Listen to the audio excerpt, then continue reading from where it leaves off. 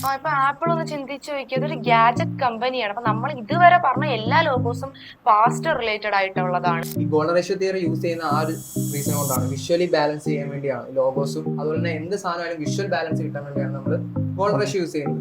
നമ്മുടെ Johnny Depp അറിയത്തില്ലേ, Jack sparrow, ആ പുള്ളിയുടെ എക്സ് വൈഫിന്റെ ഫേസ് കറക്റ്റ് ഗോൾഡൻ റേഷ്യോയിലാണെന്ന് പറയാം. ഇപ്പൊ എല്ലാവരും ചിന്താഗതിയുണ്ട് എല്ലാവർക്കും AI യൂസ് ചെയ്യാൻ പറ്റുമെന്ന്. പക്ഷേ ഇല്ല.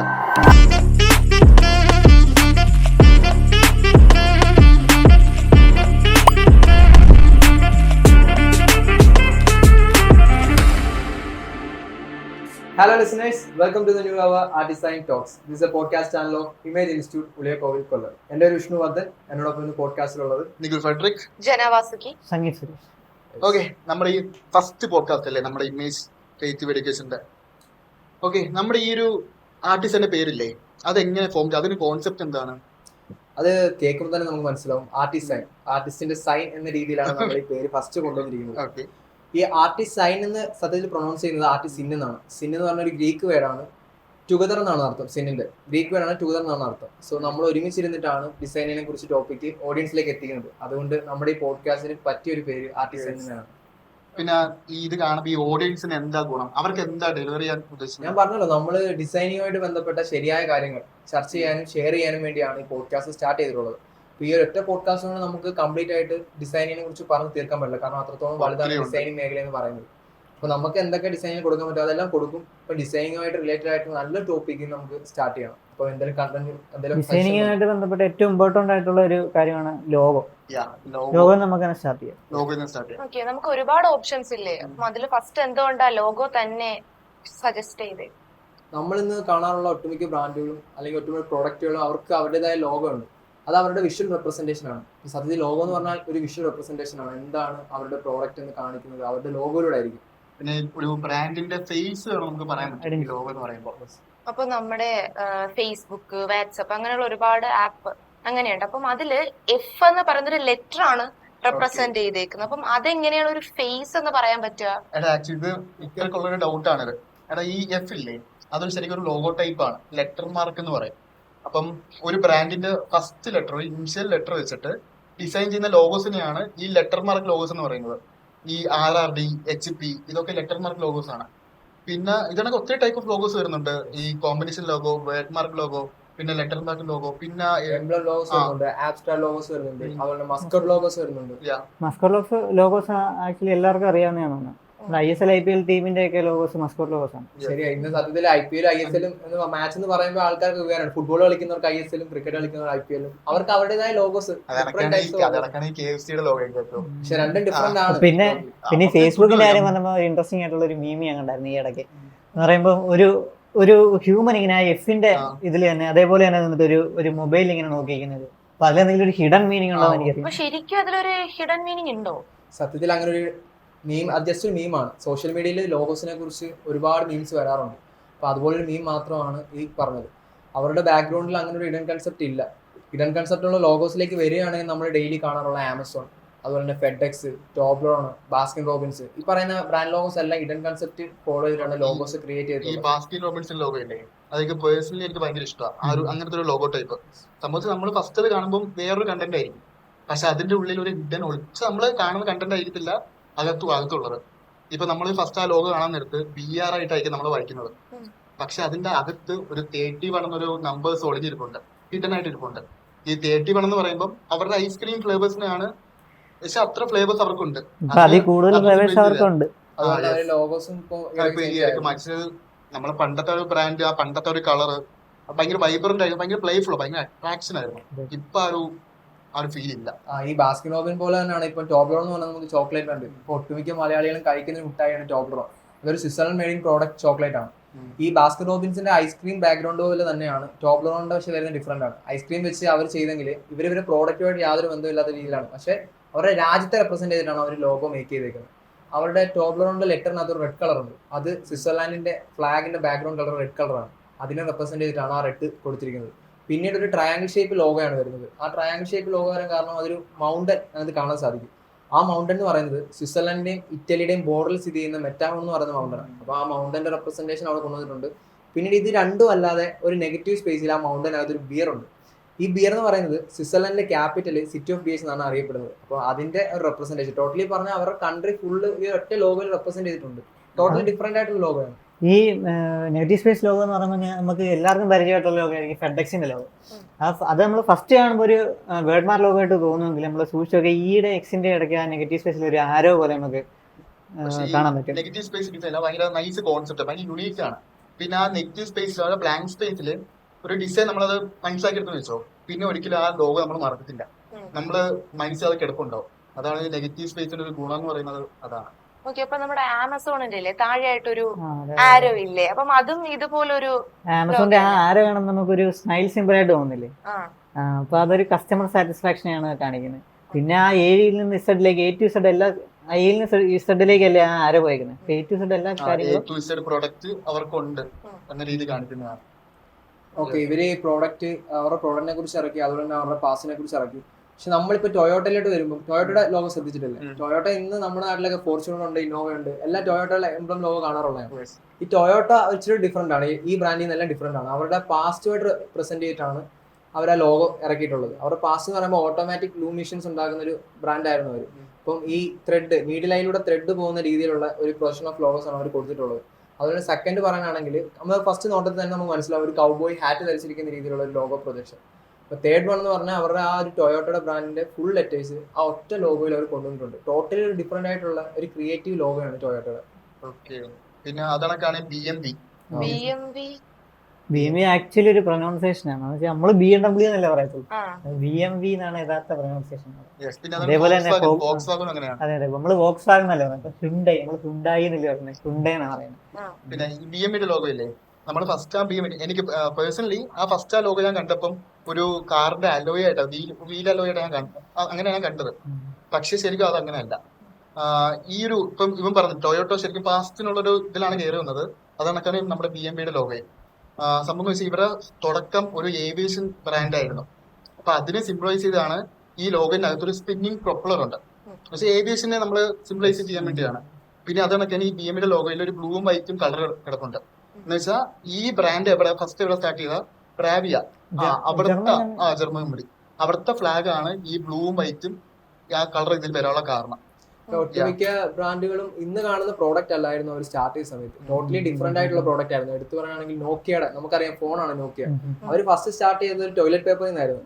ആൻഡ് സെക്കൻഡ് സാംസങ് അവർ ഫസ്റ്റ് സ്റ്റാർട്ട് ചെയ്ത ഗ്രോസറി ഐറ്റംസ് വിൽക്കുന്ന സ്റ്റോർ ആയിട്ടായിരുന്നു. പിന്നെ ആപ്പിള് എക്സാമ്പിൾ അല്ലേ, ഫസ്റ്റ് ഒരു കമ്പ്യൂട്ടർ കമ്പനി കയറി വരുന്നതൊക്കെ.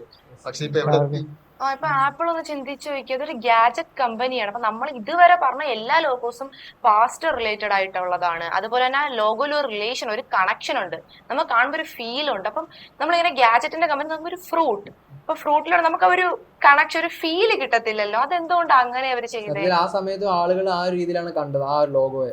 ആപ്പിളിന്റെ ലോഗോ എന്ന് പറഞ്ഞ ഒരു ഇന്റർഗ്രേറ്റ് ലോഗോയാണ്.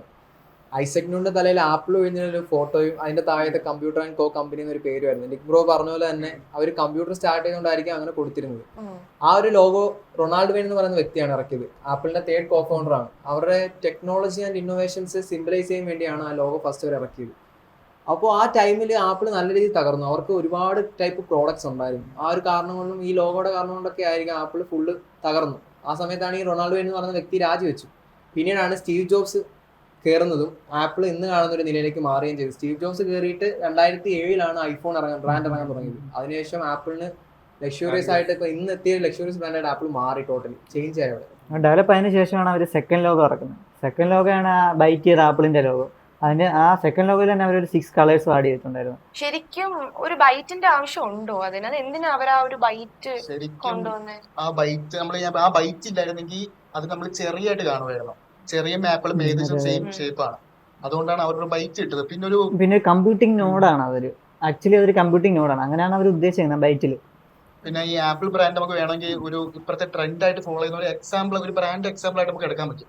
സംബന്ധിച്ച് അവിടെ ഏത് ഡിസൈൻ എടുത്താലും ഭയങ്കര സിമ്പിൾ ആയിരിക്കും, ഭയങ്കര മിനിമൽ ആയിരിക്കും.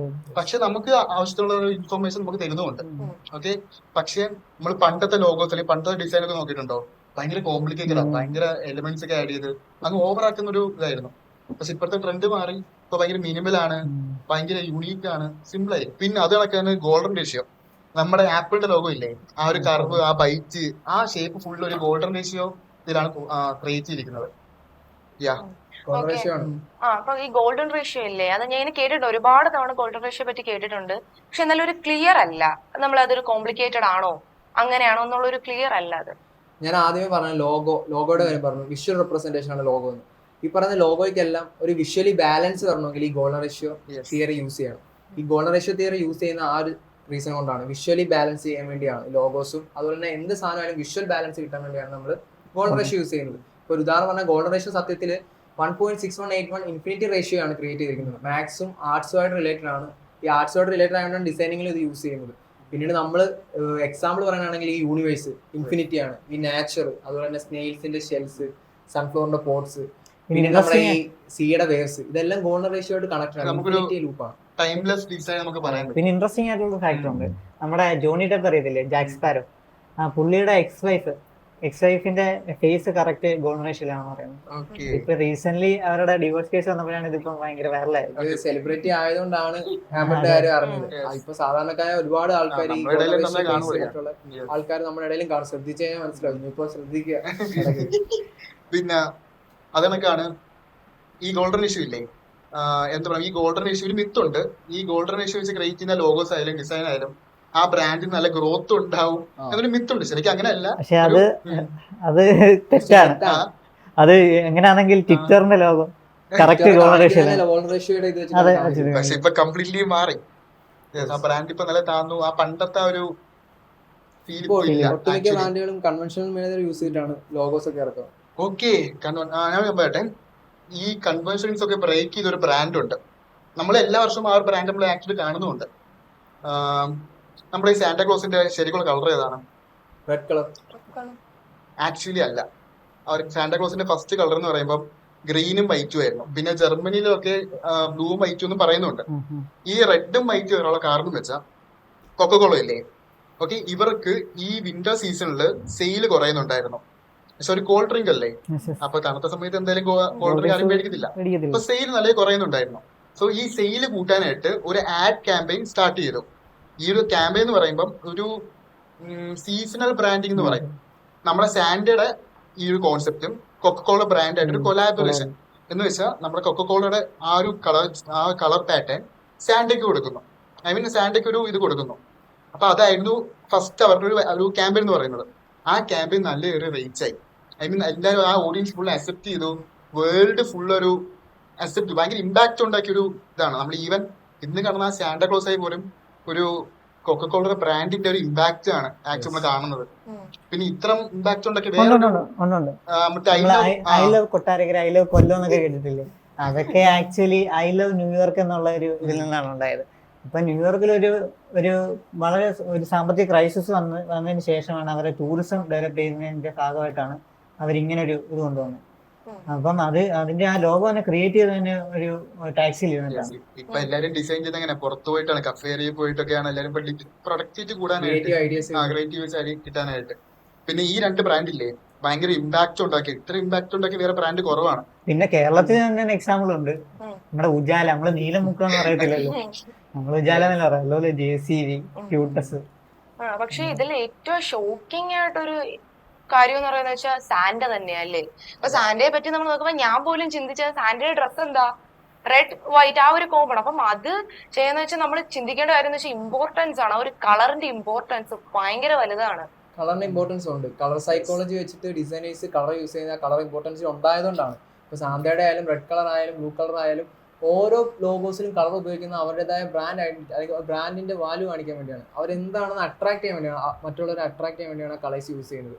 ഇപ്പോൾ സാന്തയുടെ റെഡ് കളർ എടുത്ത് പറഞ്ഞു, റെഡ് കളർ തന്നെ ഓരോ ഫീൽഡിൽ ഓരോ സിറ്റുവേഷനിൽ പല ഫീൽഡ് തരാൻ സാധിക്കും. പിന്നെ ഫേസ്ബുക്കിന്റെ കാര്യം പറഞ്ഞ പോലെ തന്നെ ആ ഫേസ്ബുക്കിന് ആ ഒരു നീല നിറം പുള്ളി കൊടുത്തതെന്ന് പറഞ്ഞാൽ പുള്ളിക്ക് കളർ ബ്ലൈൻഡ്നെസ് ഉണ്ട്. പുള്ളിക്ക് റെഡ് ഗ്രീനുള്ള നിറങ്ങളൊന്നും കാണാൻ ഒക്കത്തില്ല. അതിനനുസരിച്ചാണ് ബ്ലൂ കളർ ആണ്. പക്ഷേ ഈ റെഡ് ഇല്ലേ, ഈ റെഡ് കളർ ഭയങ്കര കോംപ്ലിക്കേറ്റഡ് ആയിട്ടുള്ള കളറാണ്. റെഡ് കളർ കോംപ്ലിക്കേറ്റഡ് ആണല്ലോ. റെഡ് കളർ സിറ്റുവേഷൻ അനുസരിച്ച് മാറാൻ. ഇപ്പൊ ഞാനൊരു ചുവന്ന പൂ എടുത്തിട്ട് ജനക്ക് കൊടുത്തു കഴിഞ്ഞാൽ അവിടെ അത് ലവ് ആയി. പിന്നീട് ഒരു സിഗ്നലിൽ നമ്മൾ പാസ് ചെയ്യാൻ നേരം ബ്ലോക്ക് റെഡ് സിഗ്നൽ കാണിച്ചു കഴിഞ്ഞാൽ അത് ഡേഞ്ചറസ് ആണ്, മുമ്പോട്ട് പോകാൻ പറ്റത്തില്ല, അപായമായി. അപ്പം സിറ്റുവേഷൻ അനുസരിച്ചാണ് ചേഞ്ച് ചെയ്തത്. പിന്നെ ഹോട്ട് ആൻഡ് സ്പൈസി ഫുഡിലൊക്കെ മെയിൻ ആയിട്ട് റെഡ് കളർ യൂസ് ചെയ്യുന്ന ഈ ഹോട്ട് ആൻഡ് സ്പൈസിയെ കാണിക്കാൻ വേണ്ടിയാണ്. ബ്ലൂ കളർ മെൻസിന്റെ കളറായിട്ട് പറയുന്നത് ജെൻഡറിന് നേരെ ജെൻഡർ ഫീൽ കിട്ടാൻ വേണ്ടിയാണ്. ഇപ്പം ഈ പിങ്ക് കളർ ഫീമെയിൽസ് കുറെ അട്രാക്റ്റീവ് ആണ് പിങ്ക് കളറായിട്ട്. ബ്ലൂ ശരിക്കും ഈ പിങ്ക് കളർ ഇല്ലേ ഒരു പ്ലേഫുൾ കളറാണ്. ഓക്കെ, പക്ഷെ ഭയങ്കര നമ്മൾ ആ ഒരു കാണുമ്പോൾ നമുക്ക് ഭയങ്കര എനർജി കിട്ടും. അതാണ് ഈ പിങ്ക്. നമ്മുടെ ലോകം എടുത്ത് നോക്കിയത് ആ കളർ കണ്ടോ, നമുക്കൊരു എനർജി കിട്ടാൻ വേണ്ടി ഒരു പ്ലേഫുൾ ആയിട്ട് തോന്നിക്കാൻ വേണ്ടിയാണ് ആ കളർ സ്കീം നമ്മൾ കൊടുത്തിരിക്കുന്നത്. ഓക്കെ, പിന്നെ വേറെ സംഭവിച്ചാൽ ഒരു തെറ്റിദ്ധാരണ ഉണ്ട് എല്ലാവർക്കും ഈ ബ്ലാക്കും വൈറ്റും അറിയാലോ. കാരണം ഇപ്പം ആരെങ്കിലും പോയിട്ട് ഇഷ്ടപ്പെട്ട കളർ ഏതാന്ന് ചോദിക്കുമ്പോൾ പറയുന്നത് ബ്ലാക്കും വൈറ്റ് എന്നാ. ശരിക്കും ബ്ലാക്കും വൈറ്റ് ഒരു കളറാണോ? അല്ല, അതൊരു ഷെയ്ഡാണ്. ബ്ലാക്കും വൈറ്റും കളർ അല്ല, പിന്നെ ബ്ലാക്കും വൈറ്റോടെ ചേർന്ന് നമുക്ക് ഗ്രേ കളർ. അത് ജസ്റ്റ് ഒരു തെറ്റിദ്ധാരണയാണ്. പിന്നെ നമ്മളിപ്പോ എന്തായാലും എത്തിയല്ലേ, ഒരു ഗെയിം കളിച്ചാലോ? ഞാൻ രണ്ടു മൂന്ന് ലോഗോസ് ഞാൻ കാണിച്ചു തരാം. അപ്പൊ അതിന്റെ കോസ്റ്റ് മാത്രം ഒന്ന് പറഞ്ഞാൽ. ഓക്കെ, നമ്മള് BBC ലോഗോ, ഇത് ഇവര് റീഡിസൈൻ ചെയ്ത ലോഗോസ് ആണ്. ഓക്കെ, ഫസ്റ്റ് ലോഗോ ഇതാണ്. അപ്പം ഇതാണ് ഇവര് റീഡിസൈൻ ചെയ്തത്. എത്രയായി കാണും ഏകദേശം? അറൗണ്ട് ഒരു 20-25 lakhs. 50 150 കോടി അടുപ്പിച്ച് വരുന്നുണ്ട് ഈ ലോഗോയ്ക്ക്. പിന്നെ ഈ ലോഗോ ഉണ്ടോ സെമന്റക്, ഇതിന് എത്രയായി കാണാം ഏകദേശം? ഇതിന് അറൗണ്ട് ഒരു ഇവരുടെ ഫസ്റ്റ് ലോഗോ ആണ്. ഇത് കണ്ടോ, ഇതിന് റീഡിസൈൻ ചെയ്ത ആ എമൗണ്ട് ആണ് ചോദിക്കുന്നത്. ഫസ്റ്റ് ലോഗോക്കാളും സെക്കൻഡ് ലോഗോ വെച്ച് ക്രിയേറ്റീവ് ആണ്, അതുകൊണ്ട് നല്ല റേറ്റ് വാങ്ങിച്ച് കാണുമായിരിക്കും. 40 lakhs. നമ്മളെ ഈ വേൾഡില് ഏറ്റവും കോസ്റ്റ് ആയിട്ടുള്ള ലോഗോ ആണിത്. 1000 കോടി മുകളിലുണ്ട്. യെസ്, വിചാരിക്കാനപ്പുറം. പിന്നെ അത് തന്നെ ഒരു നമ്മളിപ്പം നമുക്ക് എങ്ങനത്തെ ക്ലയന്റിന് വേണം എന്നൊക്കെ നമ്മൾ പറഞ്ഞിട്ടില്ലേ. അപ്പം ഒരു ബ്രാൻഡ് ഉണ്ട്, എനിക്ക് ആ ബ്രാൻഡിന്റെ ആ ലോഗോയുടെ ഒരു സ്റ്റോറി കേട്ടപ്പം എനിക്ക് ഇങ്ങനത്തെ ഒരു ക്ലയന്റിന് കിട്ടിയാൽ മതി എന്നൊരു മൈൻഡ് വന്നു. സംഭവം ഞാൻ പറഞ്ഞുതരാം സിമ്പിൾ ആയിട്ട്. ഈ ലോഗോ ഉണ്ട്, നൈക്കിന്റെ ലോഗോ. ഓക്കെ, ഭയങ്കര സിമ്പിൾ ആയിട്ട് ചെയ്തിരിക്കുന്ന ഒരു ബൂട്ടിനെ സിംപ്ലൈസ് ചെയ്യുന്നതാണ്. ഓക്കെ, ഇത് എത്രയായി കാണും ഈ ലോഗോയ്ക്ക് ഏകദേശം? ഇത് സ്റ്റാർട്ടിംഗ് ടൈമിലുള്ള ലോഗോ അല്ലേ? ഓക്കെ, ആ 50 crore 15 crore ഒന്നും ആയിരിക്കില്ല, ഒരു 5 lakhs. ഓക്കെ, ശരിക്കും ഇതൊരു 200-300 ആ റേഞ്ച് ഇന്ത്യൻ മണി. യെസ്, പക്ഷേ ഇവരെന്തെന്ന് വെച്ചാൽ ഈ ലോഗോ ഇട്ടില്ലേ, ബ്രാൻഡ് അക്സെപ്റ്റ് ചെയ്തപ്പം ഈ ലോഗോ വെച്ച് ഭയങ്കര ഗ്രോത്ത് ഉണ്ടായി. ഭയങ്കര ഗ്രോത്ത് ആയിരുന്നു, നൈക്ക് നല്ല രീതിയിൽ കയറിപ്പോയി. അപ്പൊ ഇവരെന്ത് ചെയ്ത് ഈ നൈക്കി ബ്രാൻഡ് ഈ ഡിസൈനറിന് കമ്പനിയുടെ ഒരു സ്റ്റോക്ക് അല്ലെങ്കിൽ ഒരു ഷെയർ കൊടുത്തു. അത് അറൗണ്ട് ഇപ്പം 100 കോടി 200 കോടി ആയി കാണും. പിന്നെ ഒരു ഡയമണ്ട് റിങ് അവർ ഗിഫ്റ്റ് ചെയ്തായിരുന്നു.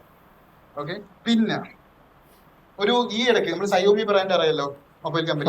അപ്പൊ അവരുടെ ഒരു ലോഗോ ചേഞ്ച് ചെയ്തായിരുന്നു. വലിയ ചേഞ്ച് ഒന്നും ഇല്ല, ചെറിയ ചേഞ്ച്, ഒരു കർവാണ്. ഓക്കെ, എത്രയായി കാണും ഏകദേശം? നിനക്ക് റേറ്റ് അറിയാൻ തോന്നുന്നു, നിങ്ങൾ എന്തെങ്കിലും പറ. എനിക്ക് ഏകദേശം ഞാനൊരു അറൗണ്ട് ഒരു എപ്പോഴും പറഞ്ഞോണ്ടിരിക്കില്ല ലാക്സ്. അത് ജനേനെ പറയട്ടെ, ജനയുടെ 250 കോടി ആ റേഞ്ച് ആണ് ഈ ചെറിയൊരു ചേഞ്ചിന്. നിനക്കറിയാമോ? ഏകദേശം